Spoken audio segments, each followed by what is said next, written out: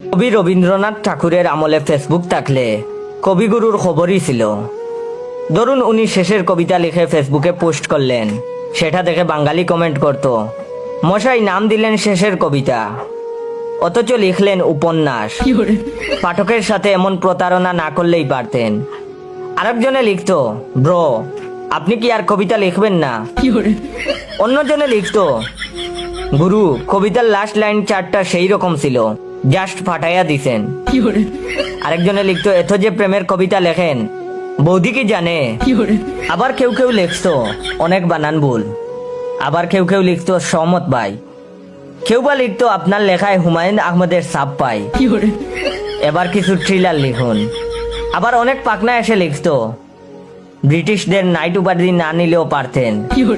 আবার কেউ কেউ লিখত চুল দাড়ি কাটেন না কেন? আবার কেউ কেউ লিখত